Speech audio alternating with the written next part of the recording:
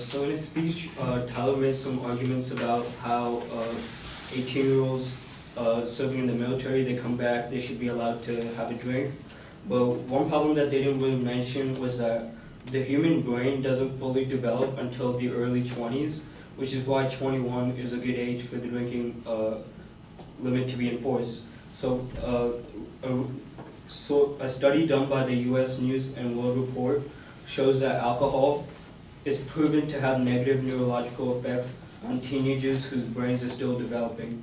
So research shows that the harmful effects of alcohol abuse are magnified on a teenager's still developing brain. Adolescent drinkers do worse academically and are greater risk for alcohol dependency in the future, as well as issues like depression, violence, and suicidal thoughts. So relating to that, the CDC did a study and they found out that students who binge drink, which is drinking more than 5 alcoholic beverages at one time, or in one sitting, I guess, students who binge drink were more likely than non-drinkers to report being a victim of dating violence, attempting suicide, and using illicit drugs. So by allowing teenagers to drink alcohol when their brains are still developing, it causes a bunch of neurological, psychological, and emotional problems to them. So another issue that they didn't really mention was how if allowing MLDA to be 18 would expose more teenagers to dangerous environments like bars and nightclubs. So one research paper shows how large taverns and nightclubs and similar establishments that are primarily devoted to drinking have higher rates of assault among customers.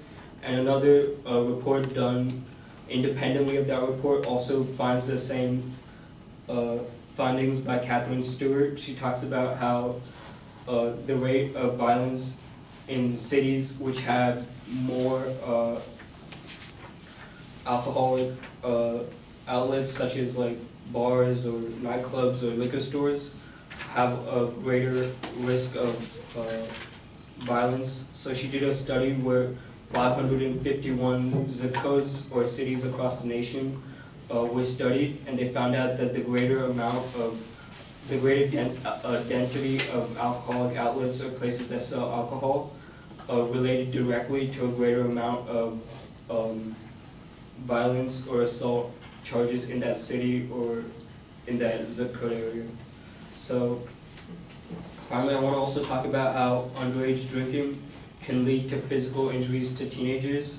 So the National Institute of Alcohol Abuse and Alcoholism did a study where they found out that drinking alcohol can cause kids to have accidents and get hurt. In 2011 alone, about 180,000 people between the ages of 18 to 20 visited an emergency room for alcohol-related injuries. So that's 180,000 people in just 1 year between the ages of 18 to 20. So that's a pretty big amount, and so by lowering the drinking age, we would significantly reduce the amount of people that are going to the emergency room for alcohol-related injuries. So this is the main reasons why the MLDA should be 21.